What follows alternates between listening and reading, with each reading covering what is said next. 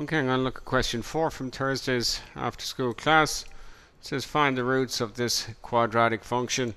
Remember, the roots are the value that make it equal to 0. So I can just, in this first part, set the function 3x squared plus 8x minus 35 equals 0. And I want to solve that. And there's lots of ways to go about that. I might use the minus b formula. So this can only equal 0 if x is equal to minus b, which would be negative 8, plus or minus the square root of b squared, which would be 64, minus 4 times a times c. Well, a is 3, c is negative 35. That's negative 105.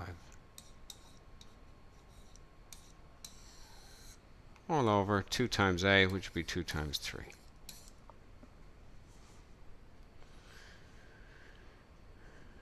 So just using a bit of calculations here, just tidying everything up. That's negative 8 plus or minus the square root of, that's going to be 64 plus 420 all over 6. So we've got negative 8 plus or minus the square root of 484 over 6. Okay. Negative 8 plus or minus the square root of 484 over 6. Let me just dig out my calculator here.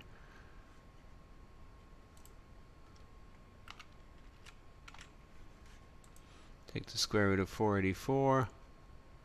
And just change this to a scientific view. Square root of... I'll just do 484 to the power of a half. That's 22. So what I'm getting there is negative 8 plus or minus 22 over 6. Okay, solving there. Negative 8 plus 22. Well, that would be 14 divided by 6, which work out as 7 over 3. Negative 8 minus 22 would be negative 30 divided by 6. That's negative 5.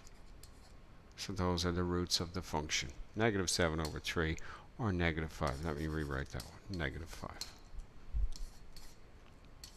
So they're the roots. X equals 7 over 3 or x equals negative 5.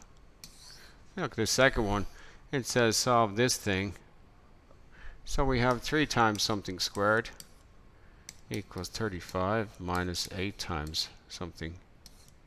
And if I get a 0 on the right here, I'm going to get 3 times something squared plus 8 times that same thing minus 35 equals 0.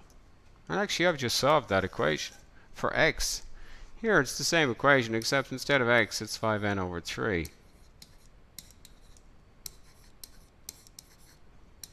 But what you'll find is if you were to do all the work, the roots have to be the same. The thing in the bracket would have to be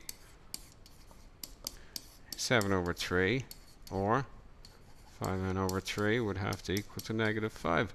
Solving each of these equations, in the first one you'll get n equals 7 over 5, and the second one you'll get n equals negative 15 divided by 5, negative 3. Okay.